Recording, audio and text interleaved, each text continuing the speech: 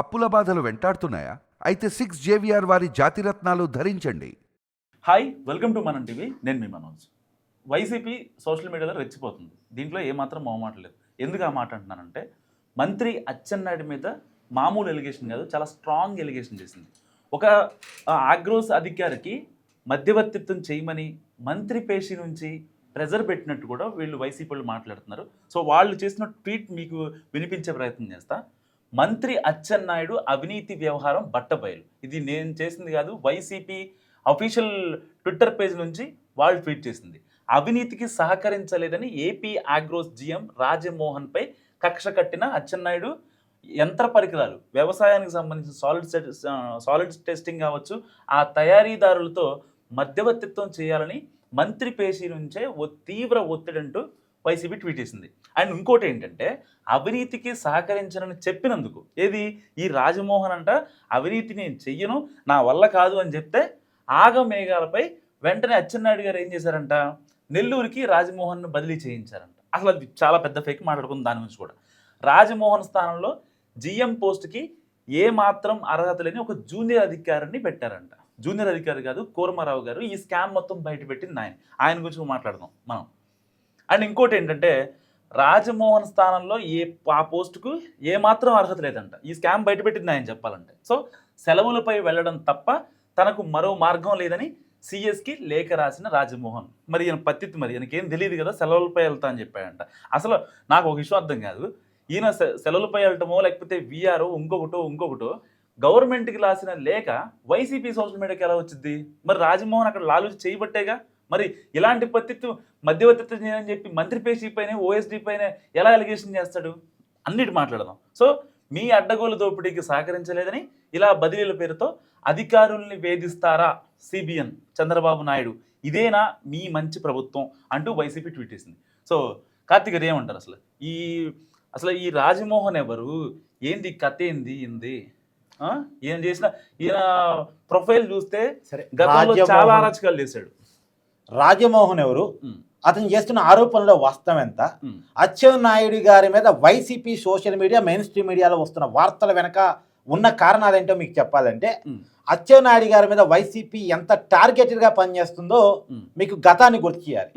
YCP అధికారంలో ఉన్నప్పుడు కూడా అచ్చెన్నాయుడు గారి మీద కేసు పెట్టింది అప్పటి ప్రభుత్వం, జగన్మోహన్ రెడ్డి గారు ముఖ్యమంత్రిగా ఉన్న టైంలో.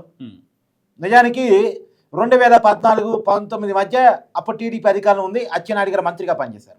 అచ్చెన్నాయుడు గారు మంత్రిగా పనిచేసిన కాలంలో ఈఎస్ఐ మందుల కొనుగోలులో 350 కోట్ల రూపాయలు అవకతవకలు జరిగాయి, అవినీతి జరిగింది అనే ఆరోపణతో వైసీపీ ప్రభుత్వం కేసు పెట్టింది.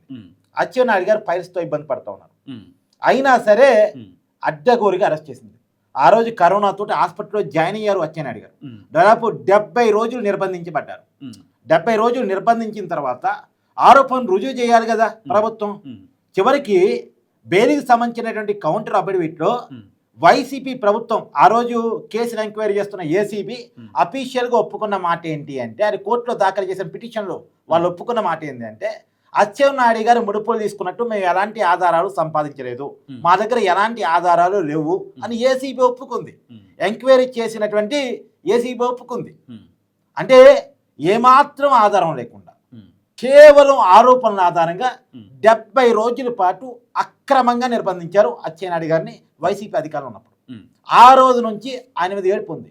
ఎందుకంటే ఒక బీసీ నాయకుడు ఎదుగుతాడు, రెండోది వైసీపీని చాలా గట్టిగా ప్రశ్నిస్తాడు. జగన్మోహన్ అంటే రెండోది ఆ ఉత్తరాంధ్ర ప్రాంతంలో ఆ కుటుంబం అంటే అంతకుముందు ఎర్రనాయుడు కావచ్చు, ఇప్పుడు అచ్చెన్నాయుడు కావచ్చు, నెక్స్ట్ జనరేషన్లో రామ్మోహన్ నాయుడు కావచ్చు, ఆ కుటుంబం వైసీపీకి ఉత్తరాంధ్రలో కొరకరాని కొయ్యగా తయారైంది శ్రీకాకుళం జిల్లాలో. అందుకనే ఆ కుటుంబం మీద, అచ్చెన్నాయుడు గారి మీద ప్రత్యేకించి వైసీపీకి విపరీతమైన కోపం. ఎంత కోపం అంటే ఇక చెప్పలేరు. జగన్మోహన్ రెడ్డి గారి ఆదేశాలతోనే ఈ ఆరోపణలన్నీ జరుగుతూ ఉంటాయి. ఈ రాజమోహన్ అనేటువంటి వ్యక్తి ఎవరైతే ఆగ్రోస్ జీఎంగా చెప్పబడుతున్నాడో, జనరల్ మేనేజర్గా చెప్పబడుతున్నాడో, ఇతను వైసీపీ అధికారంలో ఉన్నప్పటి నుంచి ఉన్నటువంటి అధికారే. అతను ఇది సాయిల్ టెస్టింగ్ యూనిట్స్ కోసం అని చెప్పేసి ఆగ్రోస్ జేమ్గా ఉన్నాడు కాబట్టి సాయిల్ టెస్టింగ్ పరికరాల కొనుగోలు కోసం అని చెప్పేసి కొటేషన్లో దాఖలు చేశాడు. ఆ కొటేషన్ ఒకసారి చెప్పి, అంటే మనం ఆధారాలు చెప్తాం, అడ్డగోలుగా వైసీపీ వాళ్ళు ఆరోపణ చేసినట్టు మనం ఆరోపణ చేస్తే అర్థం ఉండదు కదా. ఇదిగోండి ఆయన చేసిన కొటేషన్. ఇప్పుడు చాలా క్లియర్గా చూడండి, మావాడు చూపిస్తాడు కూడా. Shri Chaitanya DTP centre. యాక్చువల్గా డిటిపి అంటే ఏంది? Rajamohan presents Shri Chaitanya graphics and scientific world అని పెట్టారు దీంట్లో కొటేషన్. ఫస్ట్ కొటేషన్ లో ఇది పెట్టారు, తర్వాత ఇన్వాయిస్ లో ఏం పెట్టారు కూడా చెప్పి. ఇన్వాయిస్కి వెళ్దాం. నెక్స్ట్ ఇన్వాయిస్లో ఓన్లీ శ్రీ చైతన్య గ్రాఫిక్స్ అని పెట్టారు. అండ్ ఇక్కడ దాంట్లో DTP in English, Telugu, Hindi, multi colour designing, offset processing, multi colour offset painting అని ఉంటుంది. ఒకసారి కొటేషన్కి వెళ్దాం. ఇది ఇన్వాయిస్. ఒక నిమిషం. ఇక్కడ డిటిపి సెంటర్ చాలా క్లియర్ గా వినండి. హిందీ, తెలుగు, ఇంగ్లీష్ అంటే డిటిపి కొడతారు, అంటే టైపింగ్ కొడతారు. టైపింగ్ ఇన్స్టిట్యూట్ ఇది. శ్రీ చైతన్య అనేటువంటి ఒక టైపింగ్ ఇన్స్టిట్యూట్, గ్రాఫిక్స్ ఇన్స్టిట్యూట్. వీళ్ళకి సాయిల్ తయారు చేసే, అంటే సాయిల్ టెస్టింగ్ కోసం వాడే పరికరాల తయారీకి ఇన్వాయిస్ రెడీ చేశాడు. మహా పెద్ద ఆయన, గొప్ప వ్యక్తి, అవినీతికి వ్యతిరేకి అయినటువంటి ఆగ్రోస్ జిఎం రాజగోపాల్. మరి అవినీతికి వ్యతిరేకి రాజగోపాల్ గారు మీరు ఎలా గ్రాఫిక్స్ డిటిపి కంపెనీకి సాయిల్కి సంబంధించిన పరికరాల ఆర్డర్ ఇన్వాయిస్ తయారు చేస్తారండి? ఎలా తయారు చేస్తారు అంటే అడ్డగోలుగా దొరికిపోయాడు. అసలు జరిగినటువంటి విషయం కూడా చాలా క్లియర్గా చెప్పేటువంటి ప్రయత్నం చేద్దాం. వాస్తవానికి ఈ విషయం బయటకు వచ్చిన తర్వాత మంత్రి గారు ఓఎస్ని మంత్రి గారు పేషీకి పిలిపించి మరి చాలా క్లియర్గా నీ మీద మేము ఇన్వెస్టిగేషన్ చేయబోతున్నాం, నీ మీద విజిలెన్స్ మేము వెయ్యబోతా ఉన్నాం అని చెప్పిన తర్వాత ఈ బెదిరింపులు దిగాడు. మంత్రి పేషీకి పిలిపించి విజిలెన్స్ వేస్తున్నామని చెప్పగానే నా అవినీతి ఎక్కడ బయటపడిపోతుందో, నేను 2.5 కోట్ల అవినీతి పాల్పడబోయాను. నిజానికి ఈ కంపెనీకి సంబంధించిన అడ్రస్ ఎవరికైతే ఇన్వాయిస్ ఇతను రెడీ చేశాడో ఆ అడ్రస్ కూడా ఒకసారి అడ్రస్లు చూపించే ప్రయత్నం చేస్తాం. మీకు 2 అడ్రస్లు పెట్టారు. ఒక అడ్రస్ ఏమో తిరుమల ఫ్లాట్ ఓనర్స్ అసోసియేషన్ ఉంది. అయ్యో, ఈ ఫ్లాట్ ఓనర్స్ అసోసియేషన్ వాళ్ళు సాయిల్ సంబంధించినటువంటి పరికరాలు తయారు చేసి ఇస్తారా? రాజగోపాల్ గారు సమాధానం చెప్పండి. అది ఎక్కడ? హిమాయత్ నగర్ 3-6-20 హిమాయత్ నగర్, హైదరాబాద్.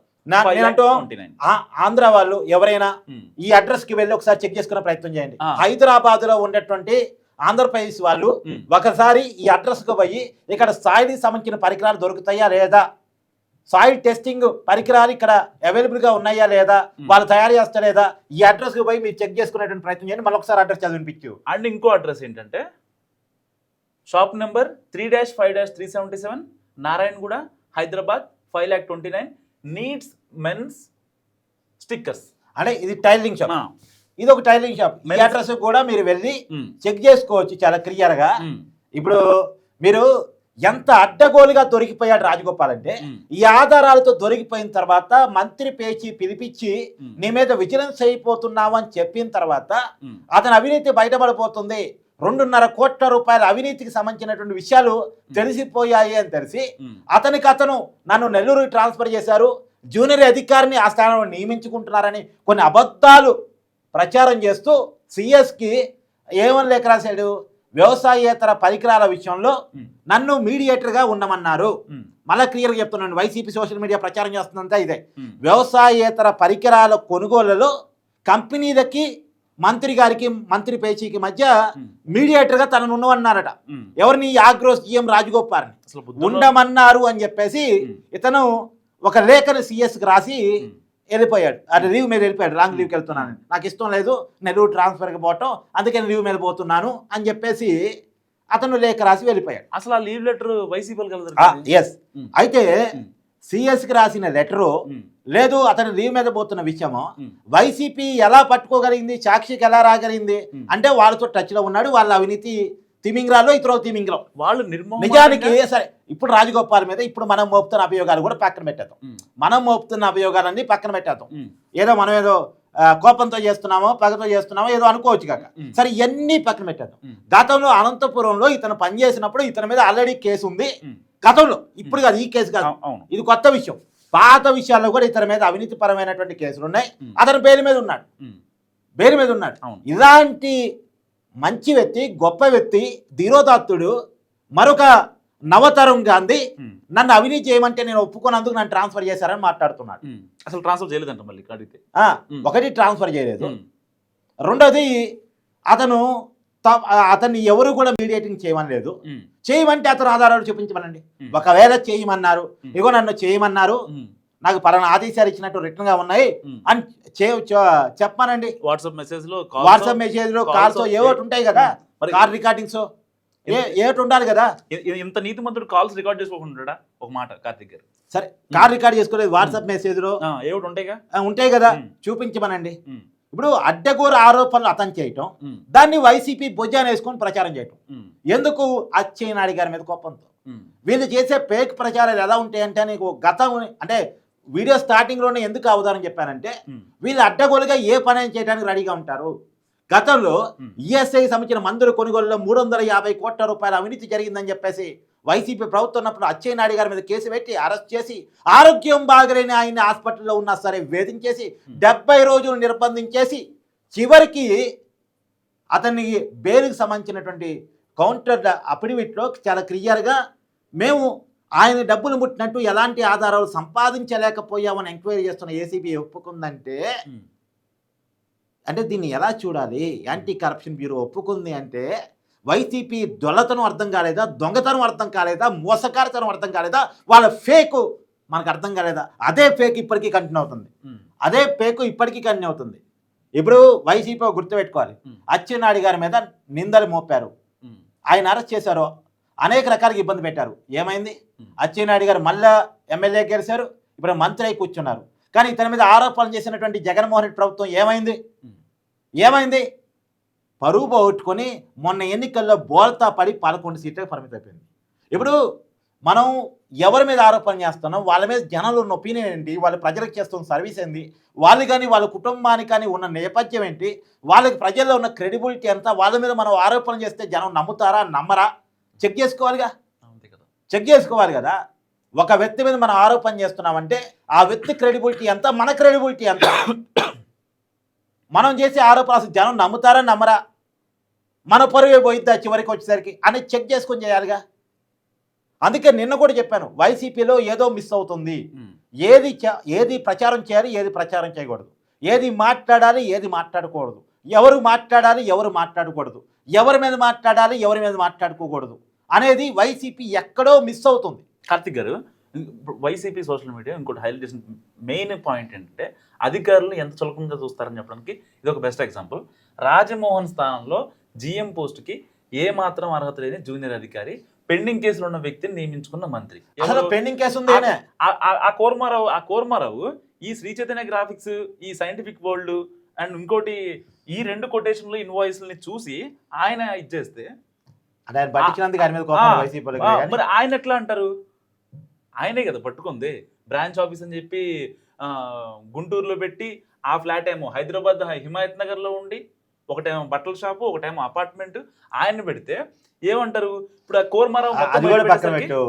ఇప్పుడు సిబిఎన్ గారికి వీళ్ళు కోడ్ చేస్తూ ట్వీట్ చేశారు. నిజానికి జగన్మోహన్ రెడ్డి గారు అవినీతి గురించి చంద్రబాబు నాయుడు గారికి నీతులు చెప్తే ఎలా ఉంటుంది? దీన్ని ఏమంటారు? అసలు దెయ్యాలు వేదాల వల్ల ఇస్తే ఎలా ఉంటుంది అలా ఉంటుంది. జగన్మోహన్ రెడ్డి గారు 2010-11లోనే 43,000 కోట్ల రూపాయల ఆరోపణలకు సంబంధించిన కేసులు ఎదుర్కొంటున్న వ్యక్తి. ఈ రోజుకే ఆ కేసులు 20 సిబిఐడి కేసులు అలాగే ఉన్నాయి. తర్వాత వైఎస్ఆర్ వివేక హత్య కేసులో జరుగుతున్న చెల్లెల న్యాయ పోరాటం గురించి జగన్మోహన్ రెడ్డి గారికి తెలియంది కాదు. ఇప్పుడు జగన్మోహన్ రెడ్డి గారి మీద కొత్తగా వస్తున్న ఆరోపణలు, జగన్మోహన్ రెడ్డి గారి ప్రభుత్వం అధికారులు ఉన్నప్పుడు లిక్కర్ స్కామ్ కావచ్చు, గనుల స్కామ్ కావచ్చు, ఇలాంటి అనేక ఆరోపణలు ఎదుర్కొంటున్నటువంటి జగన్మోహన్ రెడ్డి గారు అంతిమ లబ్ధిదారు, బిగ్ బాస్, ఆయన అవినీతి గురించి సిబిఎన్ గారికి కోడ్ చేస్తూ వైసీపీ అఫీషియల్ గా ట్వీట్ పెట్టడం, అచ్చెన్నాయుడు గారి మీద ఆరోపణ చేయటం. ఈ అంటే వాస్తవం ఏంటంటే మనోజు, మనకి బురద అంటిందని అవతల నవ్వుతున్నారు, కానీ మన బురదను అవతల కూడా పూసామనుకో, నేను ఒక్కని నాకు ఒకటే బురద అంటిందా, మనోజు కూడా బురద అంటుంది చూడు అని నేను చెప్పొచ్చు. నేను అప్పుడు నవ్వుడుగా అందుకని చెప్పేసి మనకు అవినీతి ముద్ర ఉంది. జగన్మోహన్ రెడ్డి పేరు చెప్పగానే అవినీతి గుర్తొస్తుంది, వైసీపీ చెప్పగానే అవినీతి గుర్తొస్తుంది. ఈ అవినీతిని ప్రజలు మర్చిపోరండి. ఏం చేయాలి? ఎవరు అవినీతి కాదులే, టీడీపీలు కూడా అవినీతినంట, ఆయన కూడా డబ్బులు తిన్నారట, డబ్బుల కోసం అధికారులు వేధించారట అనేది బట్టగాల్చి మీదయ్యాలి, మన కంటిని పైన నీకు రాసేయాలి. అసలు నాకు ఇదంతా చూస్తుంటే కార్తిక్ గారు నాకేమనిపిస్తుంది అంటే, జగన్ ని రాజకీయంగా నిర్వీర్యం చేసే కుట్రగా అనిపిస్తుంది వైసీపీ దగ్గర. అదే నేను ఏమంటానంటే ఆ. క్రెడిబిలిటీని మిస్ అవుతుంది ఆ, వైసీపీ.